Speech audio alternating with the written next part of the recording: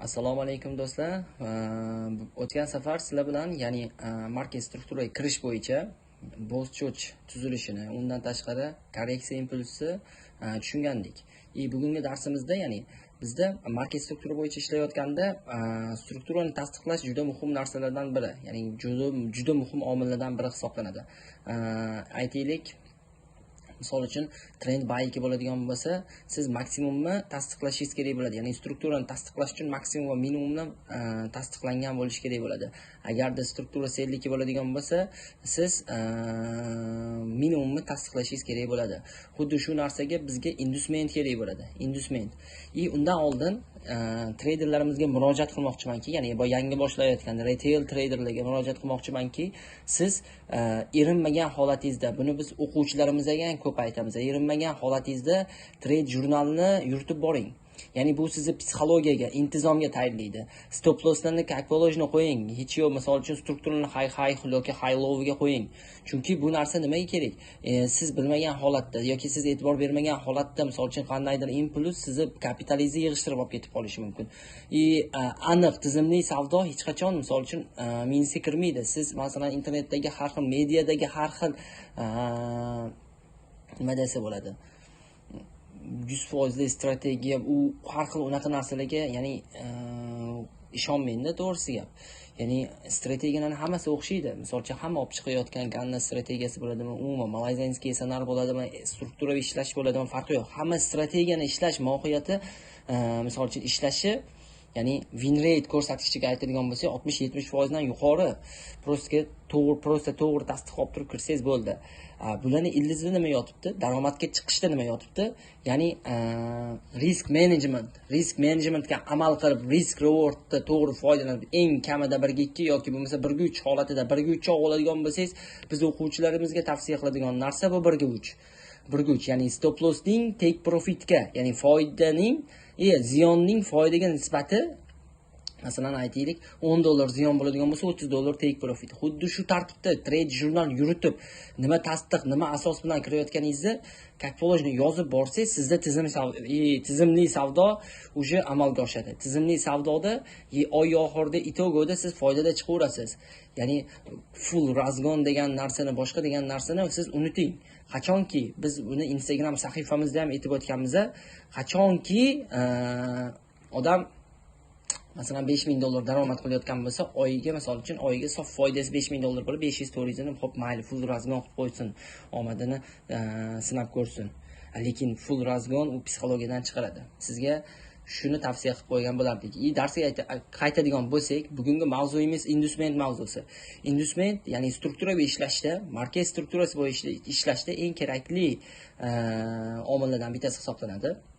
Xo'p, biz avvalambor tizimli ishlashda, ya'ni reja asosida trade jurnal yuritishda biz o'zimizga nima qilib olamiz? Plan qilib olamiz. Ya'ni reja asosida ketyapsizmi, tizim asosida ketyapsizmi, plan qilib olamiz.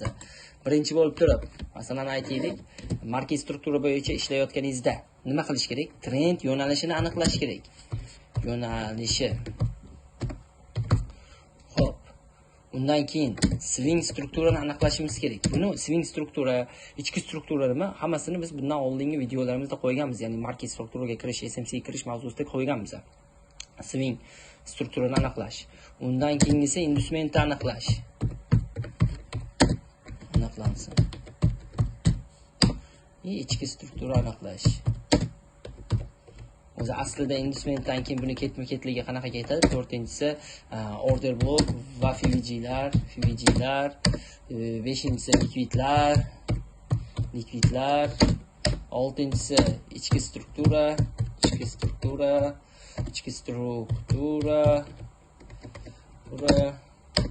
7-inchisi high choch, 8-inchisi multi-time entry, 9-inchisi stop risk management. Okay? Hop, qarang. Ya'ni strukturaviy ishlayotganda trend yo'nalishi, swing strukturani aniqlashimiz, inducement aniqlashimiz, order block, FVG, likvidlar, ichki struktura, iChurch, multi time frame entry'da, risk managementda amal qilib savdoga kirishimiz kerak bo'ladi. Shu 9 ta etapdan o'tganimizdan keyin siz savdoga kirishingiz mumkin bo'ladi. Ya'ni palapartishlik savdoni qilmasdan har bir savdoga kirganingizda shu reja asosida, shu talablarga javob bergan holatda savdoga kirsangiz, siz uchun ya'ni maqsadli savdo bo'ladi, tizimli savdo bo'lib ketadi. Endi o'z-o'zidan bunga qo'shimcha narsalar qo'shiladi. Prosta bu eng sodda strukturasida, ya'ni smart money consumption'ni eng sodda strukturasidagi tuzilgan reja. Xo'p, mavzularni takrorlab o'tamiz. Biz birinchi bo'lib turib trend yo'nalishini aniqlashimiz kerak bo'ladi, to'g'rimi?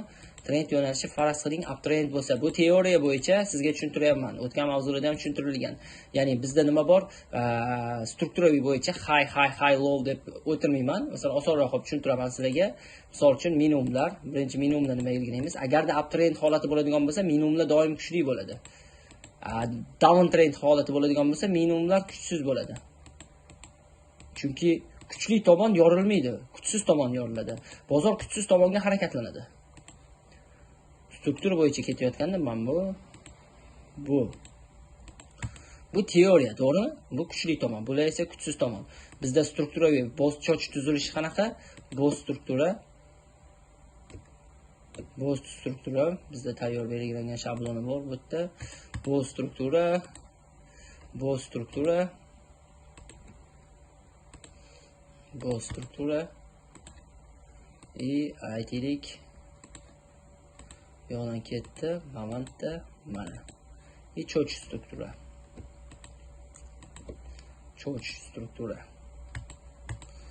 Mana. Ya'ni boz cho'chchi biz tushuntirib o'tgandik, uni video darsligiga ham joylaganmiz.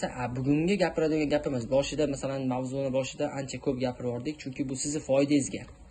Ya'ni biz etapma-etap ketadigan bo'lsak, birinchi trend yo'nalishini aniqlaysiz, ko'z bilan vizual tarzda, ya'ni maksimumlar yangilanayotgan bo'lsa, demak trend yo'nalishi, ya'ni buy trendga qo'yilgan talab, maksimumlar yangilanishi kerak. Trend yo'nalishi buyga holatadigan swing strukturani topishingiz kerak bo'ladi. Swing strukturani topishi u inducementdan keyin yaxshiroq tushuntirib beraman.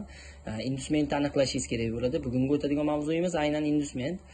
Order block, FVG'larni aniqlash, likvidlarni aniqlash, ichki struktura, iChurch, multi time'larni aniqlaganingizdan keyin entry qilib savdo qilsangiz maqsadga muvofiq bo'ladi. Xo'p, inducement nima? Endi bu sizdagi misol uchun aytaylik real holatdagi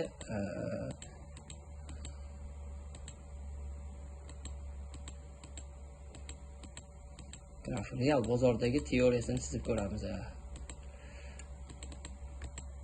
Ya'ni qarang, biz birinchi mavzuda o'tganimiz bo'yicha, ya'ni shu strukturada hop, shu strukturada nima edi? Bu bo'z edi, to'g'rimi? Bu bo'z, yana bo'z keladi. Aslida swing struktura bo'yicha, ya'ni tashqi struktura bo'yicha bu unaqa bo'lmaydi. Strukturaning maksimumi bu yoqda bo'z bo'ladi. Mana minimumni bu sindirib qo'ymagan, men bundan olaylik bo'ldi.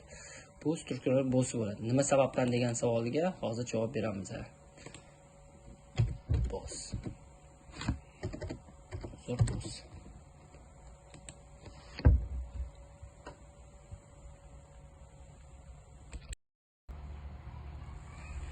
Xo'p, qarang. Inducement bizga maksimum va minimumlarni tasdiqlashga kerak bo'ladigan bir omil hisoblanadi. Eng kerakli omillardan bittasi. Bizdagi strukturaning minimumi downtrend uptrend bo'lgani uchun bizda doim minimum, ya'ni yangilanmayotgan taraf kuchli bo'ladi. Kuchli tomon doim o'z-o'zidan avtomatik tarzda aniqlanadi, ya'ni tasdiqlanadi. Lekin maksimum esa tasdiqlanmaydi. Ya'ni bu holatda siz misol uchun mana bitta o'zida oladigan bo'lsak, bu mana bunaqa bo'lib ketgan bo'lishi ham mumkin. Aytaylik, mana bunaqa holat bo'lib ketgan bo'lishi mumkin.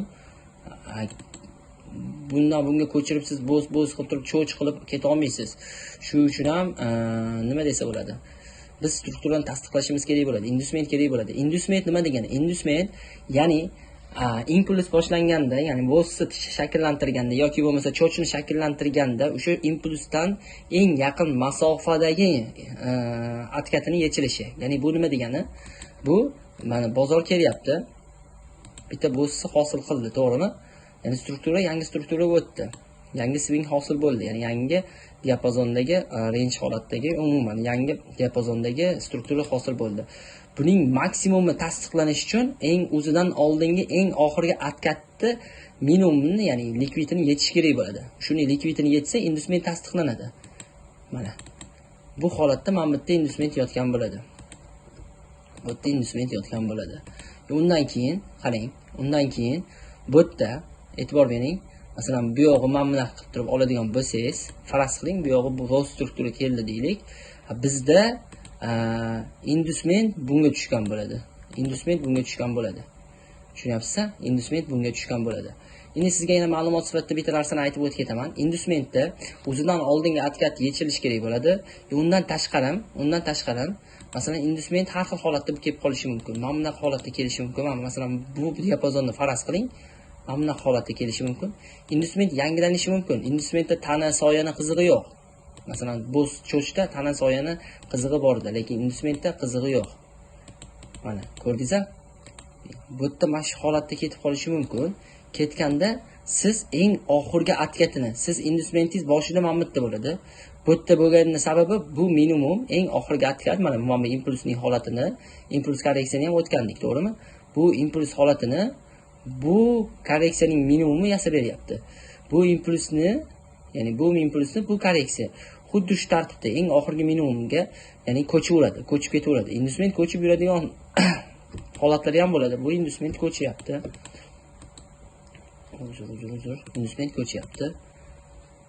Mana inducement ko'chyapti, yana ko'chyapti. Mana e'tibor bering, yana ketdi mana. Shunda inducement mana bu yerda yechiladi.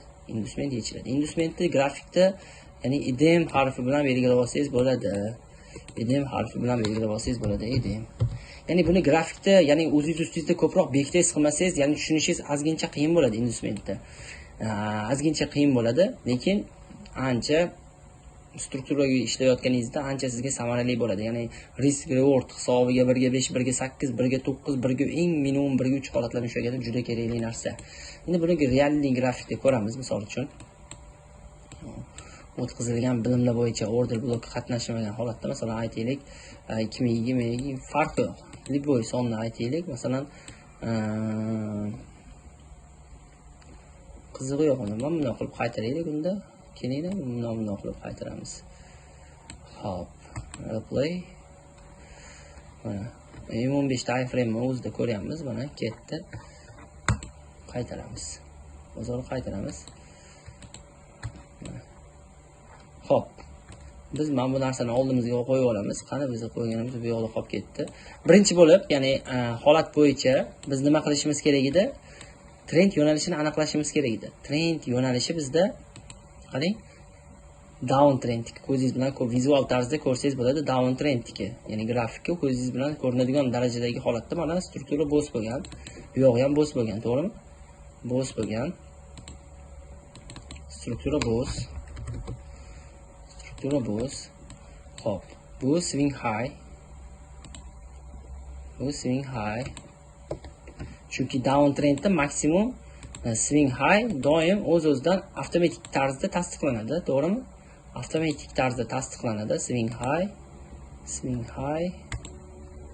Hop, endi swing minimumimizni tasdiqlash bizga muammo bo'ladi. Qarang, muammo emas, inducement yechilish kerak bo'ladi. Ya'ni strukturani swing struktura bo'yicha maksimum tasdiqlangan o'z-o'zidan, chunki down trend bo'lgani uchun. Endi minimummi? Ko'p holatlarda xato qiladiganim mana kakraz mamutdan kelgan ekan. Ko'p kishi mamutni ham oladi, bu yerda ham bo'z deb olib turib, uje cho'ch deb strukturani o'zgartirib yuboradi. Yo'q, unaqa emas, bu ichki struktura. Swing struktura bo'yicha bu inducement yechilgandan keyin bo'ladi. Bizda birinchi bo'lib mana bu impuls shakllantirdi, eng oxirgi откат bu yoq deydi, to'g'rimi? Inducement bu yoq deydi. Inducement deb belgilaymiz.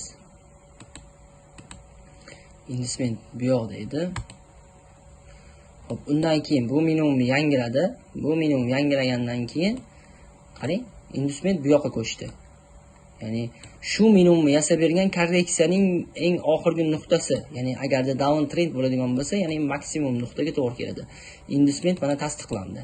Ya'ni bu minimum inducementni tasdiqlab beryapti. Shu tasdiqlab bergan minimum tasdiqlangan minimum hisoblanadi. Mana strukturaning swing minimumi. Strukturaning swing minimumi. Ko'ryapsiz-a? Mana. Strukturaning swing minimumi. Swing minimum. Ya'ni swing low. Inglizchasiga swing low. Ya'ni strukturaviy harakatlanayotganda mana shu range ichidamiz. Shu range ichidamiz. Etap bundan FVG dan order blokdan savdo qilsak bo'ladi. Lekin bu ko'zingiz bilan ko'rsangiz bo'ladi. Masalan, juda ham kuchli tushish, balki struktura o'zgarib ketishi mumkin. Balki shu yog'i o'zidan reaksiya olib turib swing low yetish kerak. Struktura bo'yicha lekin swing low yetish kerak. Ya'ni sizning target profitingiz, ya'ni take profitingiz bu yoqda bo'ladi. Tasdiq olib savdo qila olsangiz. Biz tasdiq olishni aralashtirmaymiz, order bloklarni aralashtirmaymiz. Ya'ni industrimentni yaxshiroq topish uchun biz bozor yurg'izamiz. Buni sal tezlashtirib olamiz. Chunki ancha nima desa bo'ladi, o'tib ketgan. Mana. Ya'ni swing struktura, ya'ni kuchli tomon yorildi, kuchli tomonning yorilishi cho'ch. Buni tushuntirilgan, to'g'rimi? Buni o'z-o'zidan cho'ch deymiz. Mana cho'ch, ketdi cho'ch. Swing low bitdi. Swing low bitdi. Yani biz aytdik-ku, inducement. Bu yerda yetarlicha korreksiya bo'lmagan. Eng oxirgi atkatiga kelish kerak edi, to'g'rimi? Bu lekin eng oxirgi atkatning maksimumi bitdi. Hali bizdagi inducement qayoqqa tushadi? Bu minimum yechilgandan keyin qarang, yetarlicha korreksiya bergan, to'g'rimi? Yo'q, mana bu bergan yetarlicha korreksiyani. Shu inducement yechilgandan keyin bizning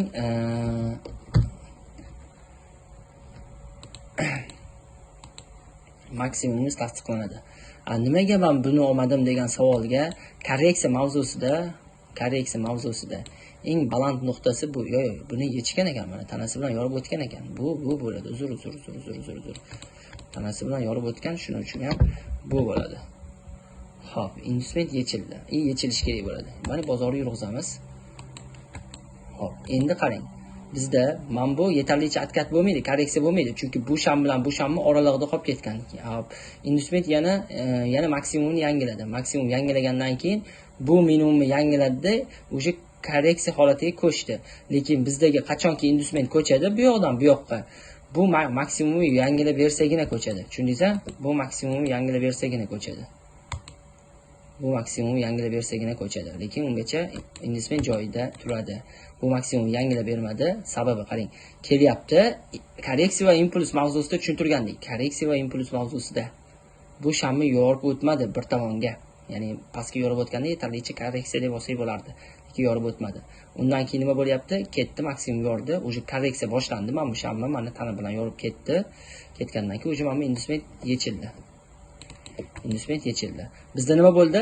Strukturaning minimumi swing low, ya'ni kuchli tomon bu, kuchsiz maksimum bu. Chunki uptrend holatiga o'zgargan, oxirgi maksimum yorilgan. Shuni hisobiga bizda nima bo'ldi? Ya'ni swing high.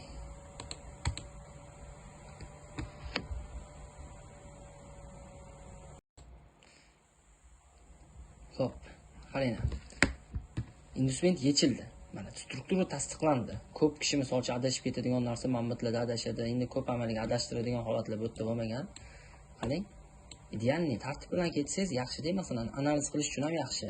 Xo'p, bundan keyin masalan order blok tushunadigan, ya'ni traderlar order bloklarni aniqlab, likvidlarni topib, likvidlarni yechishdan savdo qiladigan bo'lsangiz, ichki strukturani, ya'ni cho'ch kutadigan bo'lsangiz, cho'ch deganda, ya'ni ichki strukturaning cho'ch holati. Buni kutadigan olib borib, uni atkatidan savdo qiladigan bo'lsangiz, idealniy tasdiq olasiz. Ya'ni strukturaviy ishlashda, konsepsiya yo'nalishida. Xo'p, bozor yurg'izamiz. Bizda, ya'ni teoriya bo'yicha uptrend holatidami, kuchsiz tomonni yangilash kerak. Ya'ni trade qaysi tomonda bo'lishidan qat'iy nazar kuchsiz tomon yangilanadi, kuchli tomon ko'chib ketaveradi. 10x qilaylik.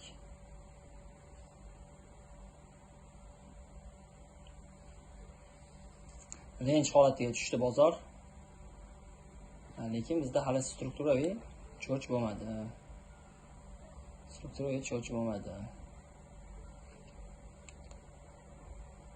Juda uzoq bo'lib ketyapti. Hali kutamiz. Ana, cho'chdi. Mana bo's bo'lmadi. Mana bo's bo'ldi. Qarang, men idealligini qarang, ishlaganini, menni qarang. masalan keldi, inducement yechildi. Undan keyin nima qilish kerak edi? Order block FVG ni aniqlash kerak edi, to'g'rimi? Bu yerda mana bitta mana idealni bitta FVG bor, uni keldi. Likvidli yechilish kerak edi. Bu yerda juda ko'p likvid yig'ilib qolgan, ya'ni range holatida likvid. Ya'ni 15-may kuni asosan range holatda bo'lib turib likvidli to'plangan. Bu likvidlarni 16-may kuni bozor kelyapti-da, hamma likvidlarni 16-may, ya'ni PDL ni yechib, idealni mana trend yo'nalishi bo'yicha ketyapti. Likvidlarni ham misol uchun yaxshi tushunib olsangiz, o'zi sizda ya'ni win rate'ingiz oshishiga olib boradi xolos. Ya'ni sizning foydangizga bu. Hop, unga chalg'imaymiz. Ketdi. Keyingi mavzularda entrygacha boramiz inshaalloh. Keyin sizlar bilan masalan qanaqadir 10 minglikmi, 5 minglikmi, 500 likmi, 100 likmi, uning farqi yo'q. Qanaqadir shotda ya'ni kommentga yozsangiz shuni qilamiz. Hop.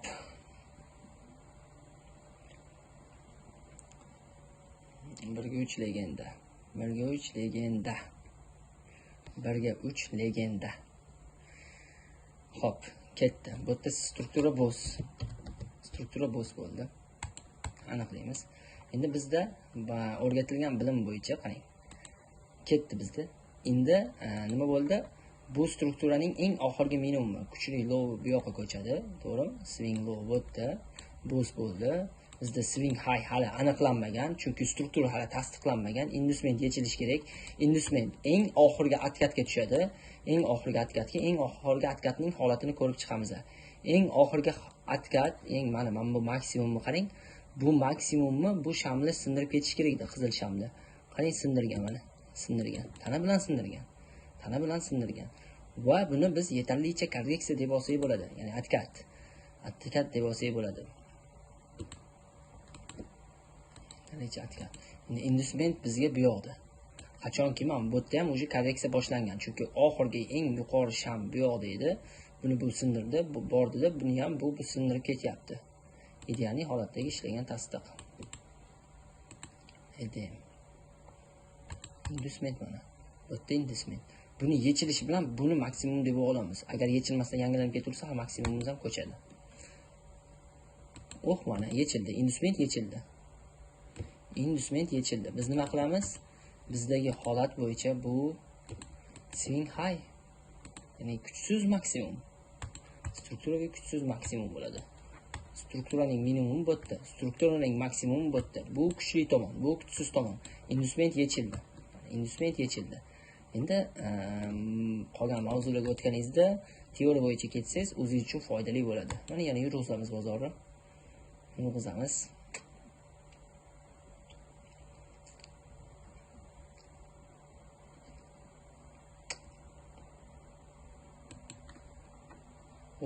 Mana struktura yana bo'z bo'ldi, qarang.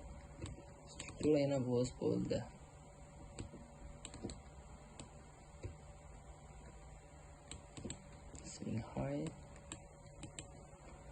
bo'z. Struktura bo'z. Qarang, bu yerda ham xuddi shu, ya'ni kaseta aylandi-da, bu yerda bo'lgan narsa. Inducement yechildi. E'tibor beryapsizsa, inducement yechildi. Yechilgandan keyin nima qildi? Kelib turib, bozor mamutda likvidlarni yasadi, to'g'rimi? Aziya high, Aziya low bu yerda Amerika sessiyasida chamanda mana 18:00 O'zbekiston vaqti bilan may. Amerika sessiyasida buni yechdi, ya'ni Londonnikida, qarang, 14:00 da Londonnikida maksimumlarni Aziya high yechib turib, o'sha pastga ketdi. Bu yerda ham ishlab oladigan strategiya bor, konsepsiyaning ichida. Buni yechib turib pastga ketdi, buni likvidlarni, pastki likvidlarni yechdi, o'sha Amerika sessiyasida ketdi. Ertangi kun o'sha struktura bo'z bo'ldi.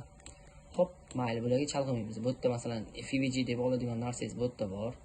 Undan tashqari ichki strukturaning sinishini oladigan bo'lsangiz, bu yoqda harakat qilsangiz bo'ladi. Mana bu likvidlarni yechilishini kutishingiz kerak bo'ladi. Bu yerdagi holat bo'yicha yoki bo'lmasa bu yerda nima bor? Bu yerga kelmagan. Mana bu yerdagi FVG ni o'zidan, ya'ni division olsangiz bo'ladi. Birinchi holatda mana bu yerda agar MSS deb oladigan bo'lsangiz, bu yerdan bitta foydalana olsangiz 1/3 risk reward topib ketasiz, yoki bo'lmasa mana bu yerda o'zidan. Yoki bo'lmasa siz savdo kirish nuqtangiz mana bu yerda mana cho'ch bo'lyapti, atkat mana bu yerdan qo'shib olsangiz ham bo'ladi. Farqi yo'q, lekin idealniy tasdiq multi time frame ga o'tganda bu yoqda bo'ladi. Chunki bu yoqqa keldimi, o'sha ketyaptimi korreksiya, siz mana bu likvidlarni yechilishini kutishingiz kerak bo'ladi. Bu likvidlarni yechilishini kutishingiz kerak bo'ladi. Likvidlar yechildi. yechilgandan keyin bu yoqda idealniy tasdiq berib ketgan. Bu bozorga yurg'izamiz. Bizda etapma etap ketamiz. Trend buy buni bilamiz. Endi strukturani, swing strukturani aniqlashimiz kerak. Swing strukturaning minimumi mana bu bo's bo'ldi, minimum bu yoqda, to'g'rimi? Ya'ni maksimum va swing strukturani aniqlashda maksimum minimumlarni aniqlashimiz kerak bo'ladi. O'z-o'zidan tasdiqlangan maksimum, ya'ni kuchli tomonni belgilab olamiz. Bo's bo'ldi. Endi kuchsiz tomonni aniqlashimiz uchun bozorga yaqinlashtiramiz. Shu maksimum yasab bergan eng oxirgi atkat bo'lishi kerak. Eng oxirgi atkat bu yerda bu deb olsak bo'ladi. Mana bu deb olsak bo'ladi. Chunki korreksiya bo'lgan. Chunki o'zidan oldingi eng yuqoridagi shamni mana yorib o'tgan. Ko'ryapsiz-a? Buni inducement deb olsak bo'ladi. Buni inducement deb olsak bo'ladi. Ja ko'nglingiz to'lmasa pastdagini ham olsangiz bo'ladi, lekin men masalan shaxsan buni inducement deb olaman, chunki teoriyamga tushyapti. Buni yechilishi soyama tanaman farqi yo'q. Oh, mana qarang. Ketdi. Mana yetarlicha atkat berib men buni, mana eng oxirgi sham, ya'ni impulsning eng oxirgi shami bu qizil sham bo'ldi. Buni tana bilan yordi. Bu yoqqa ko'chdi. Inducement deb belgilaylik. Chunki maksimum yangilab ketdi-yu, maksimum yangilangandan keyin inducement ham ko'chadi. Hop, undan keyin ketdi. Bizdagi oxirgi maksimum bu bo'lib qolyapti. Buni tana bilan yangilangan yetarlicha atkat bo'lgan deb hisoblasak bo'ladi. Hop, kutamiz. Ana, qarang, ketdi bozor. Mana bu yerda mana yetarlicha atkat bu yoqda qilib turib, inducement bu yoqda yechiladi. Nimaga degan savolga birinchi bu yoqda edi. Bu maksimum yangilanib ketdi. Yana bitta atkatning holat yasadi. Buni eng oxirgi atkatning zona bu edi, to'g'rimi? Buni minimum bilan yetarlicha atkat qilib turib, buni holatga tushirdi, keyin ketdi. Bu yoqda yetarlicha atkat bu yoqda bo'lyapti. Umuman mana bu yerda ham yechyapti. Inducement mana bu yerda yechilyapti. Inducement bu yoqda yechilyapti. Endi strukturaning maksimumi bu yoqda. Qarang, strukturaning maksimumi swing high bu yerda. Swing high, swing low esa mana belgilagan joyimizda. Qarang. Mana shunaqa joylarda odamlar adashadi. Shunaqa joylarda adashganning hisobiga ham stop lossning ko'payishiga olib keladi. Tushundingizmi? Do'stlar, ya'ni o'zingiz ustingizda shu uslub bo'yicha, ya'ni yana qo'shimcha adabiyotlardan foydalanib turib ishlasangiz, ya'ni etap sizga ko'rsatdim-a, boyagina ko'rsatgan bo'yicha, ya'ni reja asosida ishlasangiz, siz uchun bu ancha foydali bo'ladi. Chunki mana bunaqa rejaga qilib olsangiz,